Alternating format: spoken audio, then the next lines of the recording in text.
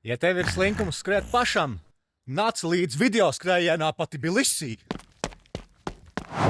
Pirmie 300 metri noskriet, un es jau saprotu, ka es esmu saģērbies pa traku apakšā garām rokām un pa virsmu lujulku.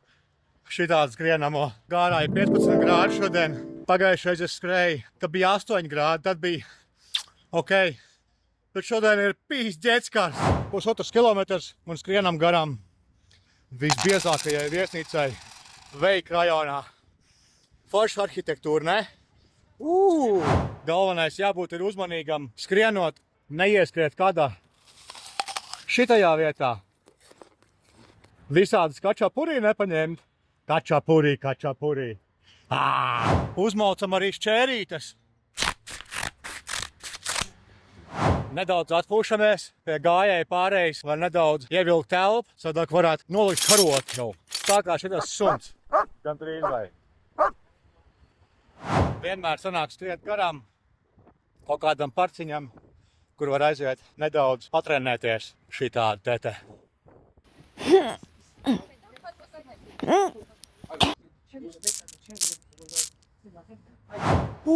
Tūliņās 5 kilometri būs.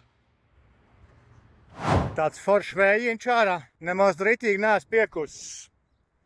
Wow! Ja nu tev kādreiz sanāk Gruzijā skriet un kāds cilvēks priekšā, tā ka netiek garām, tad jāsaka ukacrava. Tas nozīmēs, es atvainojos. Pa ceļam padziedāt arī.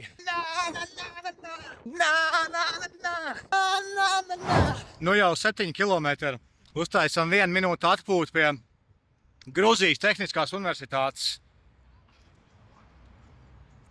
Un laižam tālāk. Gals ir klāt. Kopējais 8,600. Normāli. Paldies, ka bija maniem kopā skriet. Gan jau, ka tu ērējās piekusis tā kā svedra līsta, ne? Davai līdz nākošais.